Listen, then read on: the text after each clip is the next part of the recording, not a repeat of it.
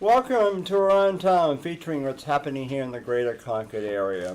I'm your host, Dick Patten, and on behalf of myself and my super director there, Ian Marx, it's a pleasure to welcome you here to Around Town. And of course, we're still in Tis the Season, and Tis the Season is really igniting now because the filing period is over, so we know who's running for what and where.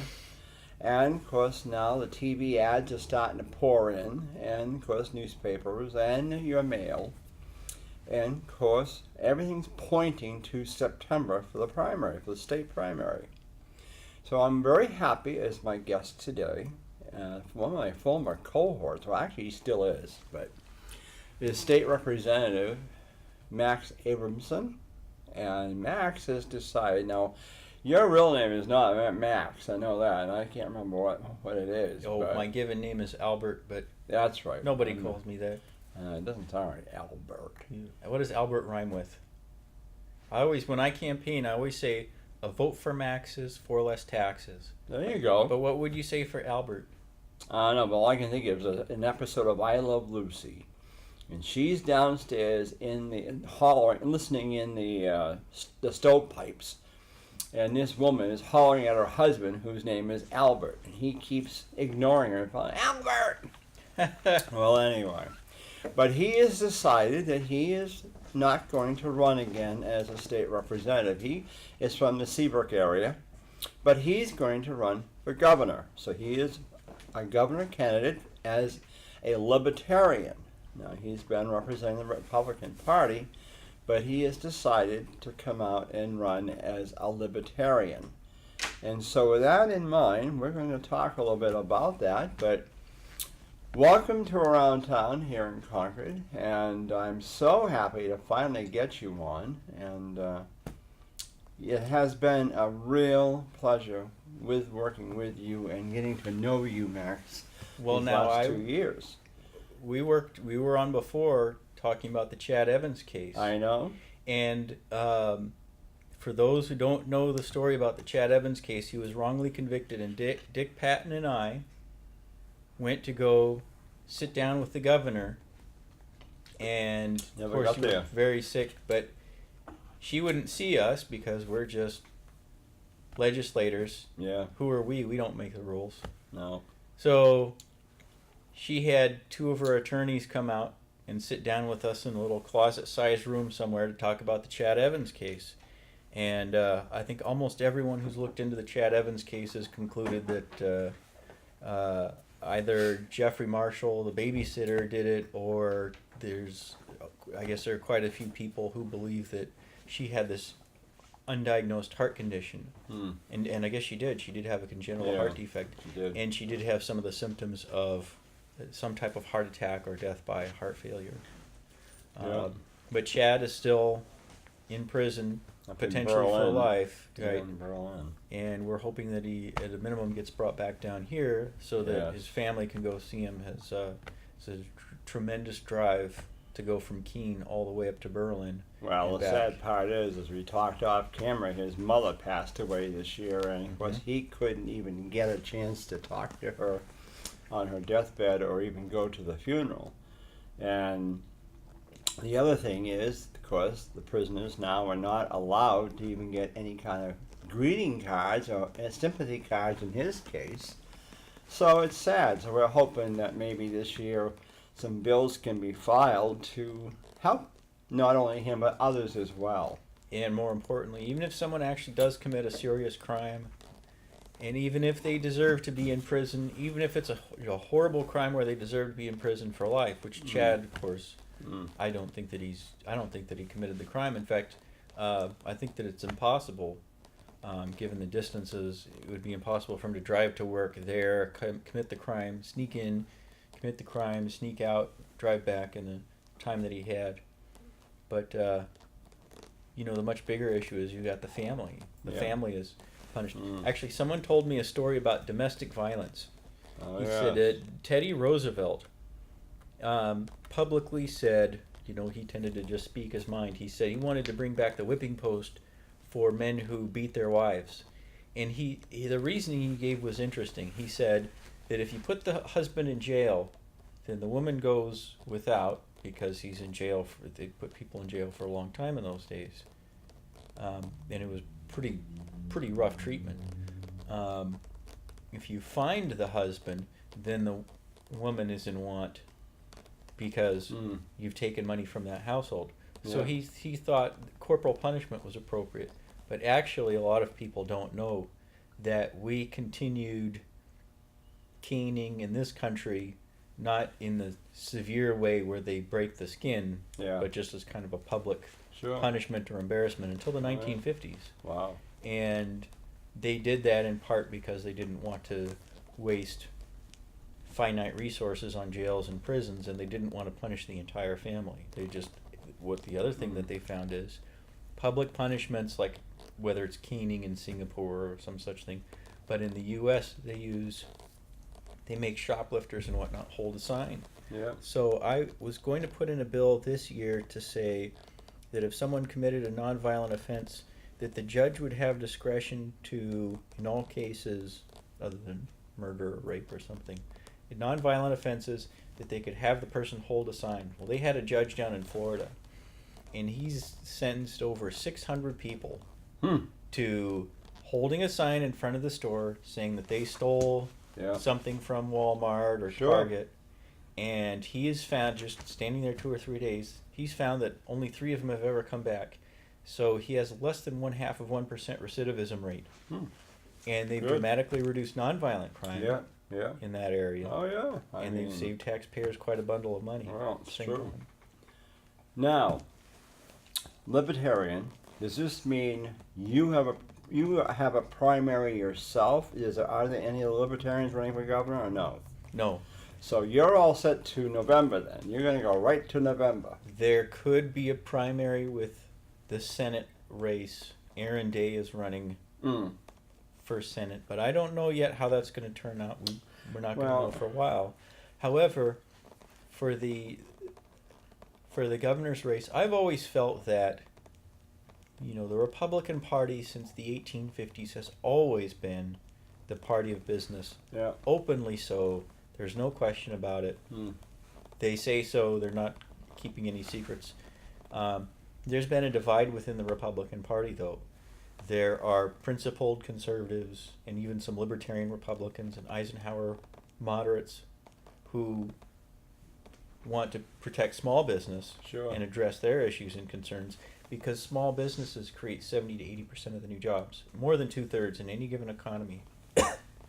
And most of the progress come when big business improves wages, benefits, working conditions. They do so to compete with small businesses, to compete with small employers. Yeah. Then you have at the national level, there are a lot of Republicans in Congress who are all about big business. So now I've talked to a lot of my Democrat friends, and they've said, "Oh, just the Republican Party? It seems like the Democrat Party is working for big business too in Wall Street." Yeah. There's a lot of unhappiness right now in the whole country. I think with politics, it's becoming so dirty and so personal, and they don't talk about the issues. And I'm sure in your case, you've got some issues that you've already talked about, but when you come up to, if you're going to be involved with the debates or with anything else with these other candidates, what are some of the things you're going to, I mean, you've learned well in the House, so what's Well, going to the be some biggest things? issue for me when I ran was trying to reduce property taxes. Yeah. And like I say, when Republicans are in, they're cutting business taxes. When Democrats are in, they're increasing taxes and fees.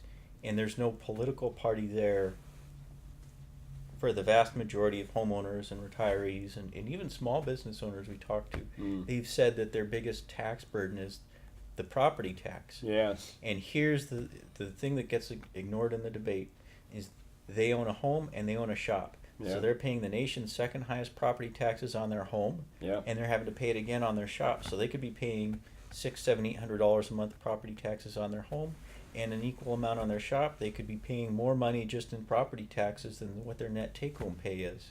So they're walking, you know, they're starting with $80,000 a year. They're paying $40,000 a year just in property taxes, and it's really sinking a lot of people if they've got a large commercial shop that has a high market value, they could be paying over $2,000 a month in property taxes just on their shop, plus the taxes on their home. They're really getting killed on this.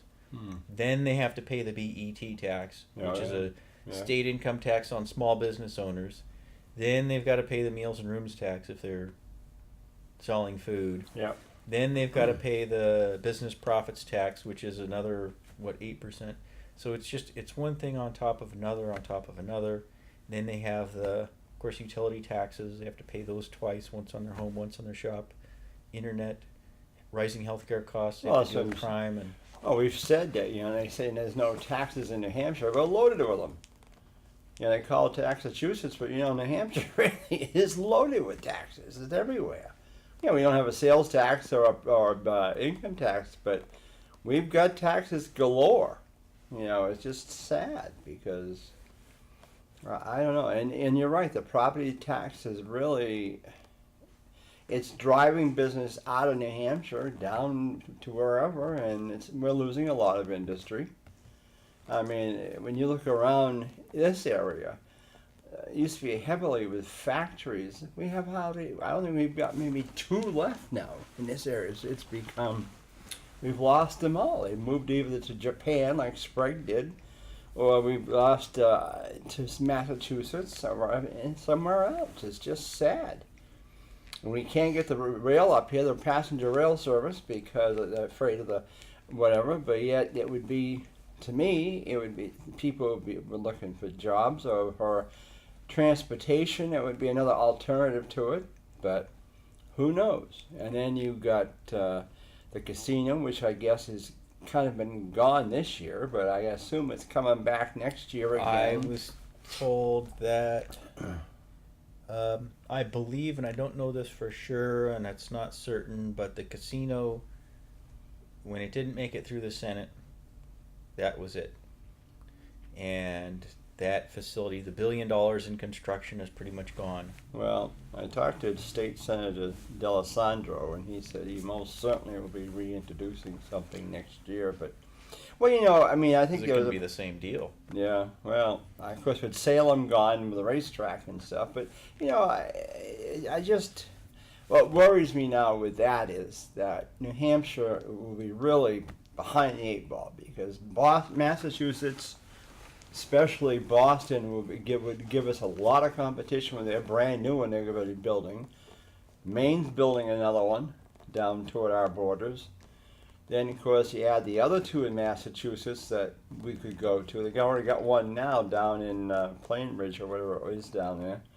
And then the Connecticut ones, Montreal. I mean, could we compete with them? And I don't think we could sometimes. I think that there was a preference among a lot of the conservatives that they wanted, and I wanted, expanded small scale and charitable gaming. They're looking at Rockingham, and they're looking at these different facilities that are there, and they want them to invest and they want them to expand. And what they told us is they would spend $1 million on this facility, $2 million on improvements in that facility, and so forth all over the state. But they had to know for sure that there wasn't going to be a casino coming in.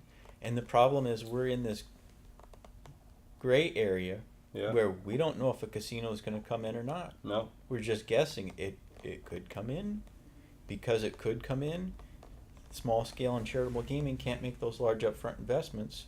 And at the same time, then it doesn't come in, it doesn't happen, so we don't get the new casino either. What would to the average vote, to the voter, make you the attractive choice to cast a ballot for in November? I mean, we're looking at either Sununu or Van Ostern or Connolly or Gatsis or whatever. But what would make you stand out as the one that we should be voting for? I'm the only one who has a plan to cut property taxes. Okay. Now, I am almost certain that Sununu and the Republicans are going to come out with another plan to cut business taxes. Not against cutting business taxes, but we just did that. And I think that realistically, we've got to go after the property tax burden. Now, there are a whole lot of different small things we can do. One of them, of course, 60% of the voters in New Hampshire favor legalizing marijuana. That does 2 things. If we did that, at 72% would decriminalize. But we could collect tax revenue, excise tax revenue, on the marijuana. And all the other New England states they've decriminalized, but they've only decriminalized, I think, half an ounce. So we could sell 1 ounce, for example, put a tax stamp on it, collect the revenue from that.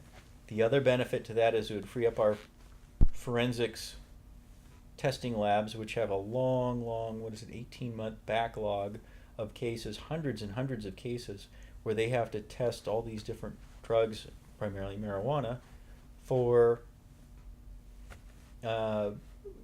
proof in these criminal cases to force people to take plea deals.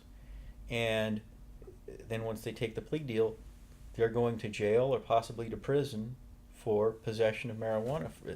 The vast majority of new prison cases. Now, in New Hampshire, we've gone from just under 200 people in prison since colonial times, all the way up until the 1970s. And then in the late 1970s, they suddenly began that prison building spree all over the country. New Hampshire was not exempt. We just lagged behind a few years. And we went from about 200 inmates to over 3,800. Now, you might remember that the leadership of the two parties told us we had to vote for that $126 million in additional borrowing. Well, the biggest item in that is yet another women's prison. So that's another 169 beds, so that's going to be almost 4,000 people behind bars. Oh, I know it. And instead of prosecuting people for every trivial offense, give them community service, hit them with a fine, we'll have all this empty prison space, and we can rent that out to other states for a song and a dance and probably make money off the whole, not that I'm saying we make money off of prisons, but sure, we're paying other states to take our inmates. We could go the other way and have them paying us to take their inmates. Sure. And they pay, twice what we're spending, 35,000 per year per inmate in New Hampshire. Other states are spending $60,000 to $80,000. Manhattan's spending $160,000 a year per inmate. Oh, man. So taking their inmates for however long, obviously it's a bit colder and it's a little rougher in our prisons, but it is what it is. Oh, yeah. But that would save us tens of millions of dollars right there, and it would bring in tens of millions in revenue. Colorado legalized marijuana. More and more states are legalizing or decriminalizing, and their crime rates are going down, and drug use is going down, and heroin addiction is going down, because for some heroin and opioid addicts, it turns out that for some reason, when they do a substitution, marijuana seems to be something that works for them to get them off of heroin. Slash wrote in his autobiography he had quit everything except he couldn't quit heroin. He had done every drug there was. He'd come close to death a number of times. He destroyed his heart. So he'd quit everything except heroin, and he found that he couldn't quit. So he went back onto cocaine and alcohol, and he found, and this is in no way advocate anything like this. He came close to death doing this, according to his autobiography. He got back onto cocaine and alcohol at the same time in order to get off of heroin. Managed to get off of heroin. Then he had to quit cocaine again. Then he had to quit alcohol again. Then he had to quit cigarettes. And every single member of the band Guns N' Roses had, one or more near-death experiences because of substance abuse. They were downing a whole bottle of hard liquor every day. Some of them were downing a bottle and a half. They were destroying themselves. Duff McKagan almost died. He almost died on the floor of his hotel room when his pancreas literally exploded. It had rotted out, so they had to pull the whole thing out. He can't have any sugar, any alcohol, because his pancreas is gone. He has to deal with a very strict diet because he can't eat what he wants anymore because he's destroyed himself. So we've had all these rock stars and actors who died when they were 25, 26, 27 years old. Sure. From my generation. Now we've got a new generation growing up. They haven't seen their celebrities. Jim Belushi, River Phoenix, Chris Farley, all these other celebrities who died presumably because of drug overdoses or drug use. Yep. But that was another reason for my campaign, was tackling the drug crisis in a more serious, more aggressive way. Yeah. I had Jesse's Law, which you saw on the floor, which was motivated by the death of Jessie McCasey. She died when she was 23. Oh, really? She died in June of last year, and she'd been through heroin treatment 3 times. And we have this tremendous death rate from heroin and fentanyl and from street heroin, and yet Portugal decriminalized all drugs, and this is one strategy. They decriminalized, but more and more European countries are doing that to get their resources moved into treatment, prevention, recovery support, employment support, needle exchange programs, doubling rehab funding, improving prevention programs. And they find that once they've decriminalized small amounts, that it's much easier for addicts to come forward, admit they have a problem. It's much easier to turn themselves in. It's much easier to get into treatment. And they're coming out of rehab without a criminal conviction. So it's easier to get work, but to make their treatment program stick, another thing that Portugal did is they offer employment support. So you come out of treatment, usually the first time you go right to work. Yeah. And sure enough, in most cases it sticks because they're getting into a new habit, a new set of habits, a new set of friends, and their drug addiction rates and their treatment effectiveness rates have gone way, way up, and heroin use has gone down 50%, heroin addiction has gone down 50%, crime has gone down dramatically in all those countries. Czechoslovakia, Spain, Italy, Luxembourg, and Holland have decriminalized most drugs. Yep. Holland effectively legalized all drugs, or decriminalized.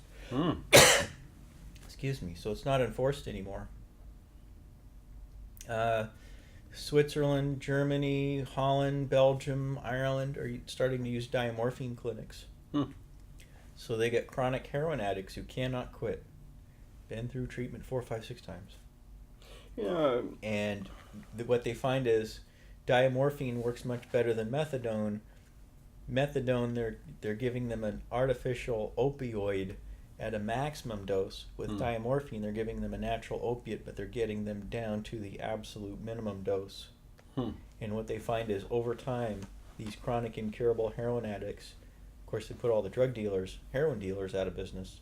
The crime rates go down. They save a tremendous amount of money. And with much, much lower doses over an extended period of time, these chronic incurable heroin addicts, most of them after 3, 4, 5, 6 years quit completely, and they are completely clean, and they have, it's not a utopia, but they are 20 years ahead of us. Yeah. And today, more and more countries in Latin America, Australia, Canada, Britain are now, more Western countries are starting to move towards effective decriminalization or complete decriminalization, and they're moving away from enforcement and incarceration to treatment and recovery support. They're moving to harm reduction, and it works. Well, that's good. You've done a lot of homework in there, boy.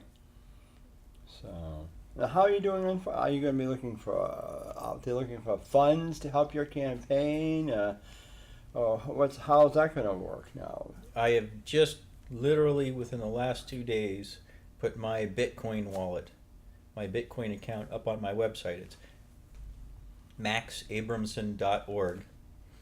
And you can go on, and there's a Bitcoin wallet, and if you have Bitcoin, you can just go right on, copy and paste that, put it in your Bitcoin wallet, and send 1/10 of a Bitcoin or something like that. So, you know, when Brendan Kelly, who's running for Congress again, he was the first candidate in the country to accept Bitcoin. Yeah. And then Mark Worden following that. That was, of course, the big thing in the news to support campaigns through Bitcoin. Now it's become a little bit common, but I have the first campaign to start accepting Bitcoin first before later going on to fundraisers and coffee fundraisers and that type of thing. Have you got like a whole staff of people yet, Max, to help you with this campaign, or is it going to be you? You've got to travel obviously extensively if you get your name out there, like especially up in the North Country, Pittsburgh, Colbrook, Berlin, Lebanon. I mean, you got coming down. You know, you got a lot of work to do. Those are really tough. As a matter of fact, the Seacoast, where I am, Yeah. we frequently have a hard time getting gubernatorial candidates. Presidential candidates rarely came out until this year. Until about 2 or 3 weeks before the primary, we'd never seen presidential candidates coming out. And finally, for the first time, because I remember 2012, I kept contacting the campaign saying, when are you going to send somebody out here? Yeah. And it's a third of the population of New Hampshire's on the Seacoast, Really? where I live. And we could hardly get anyone out there. They just figured it's all in Manchester, Concord, Nashua. But if you sit down and look at the numbers, no, the real concentration of the population is in the northern Seacoast from Stratham all the way down to Portsmouth and Seabrook. And we have several hundred thousand, 300,000 or 400,000 people if you count all of Rockingham County. Really? I know Manchester's got their population's way up there. Obviously, they're the largest city in the state. 110,000. I thought it was more than that. It is 110? Unless it's gone up a lot. I was thinking it was more than that, but maybe not. Because Nashua, I know, is not that far behind them. Then there's that big dip between us and Concord and Nashua, but still.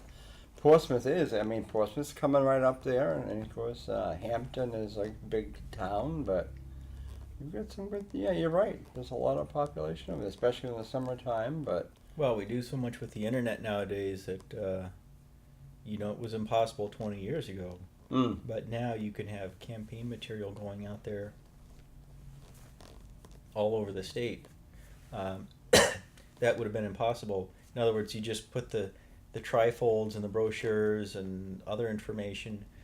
They even have people going on and they'll buy a one-off of your T-shirts and your yard signs, and they'll go to a website and they'll buy it one at a time, and they'll just drop ship it right out. And it's so convenient to support a campaign by spending $20 on a sign.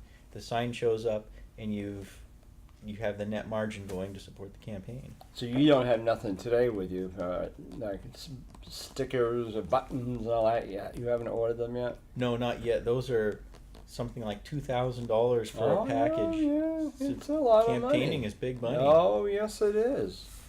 Well, we're coming to a close of Around Town, and again, to find out more about what's happening around the greater Concord area, watch more of the shows, and please go to facebook.com/Concord Speaks.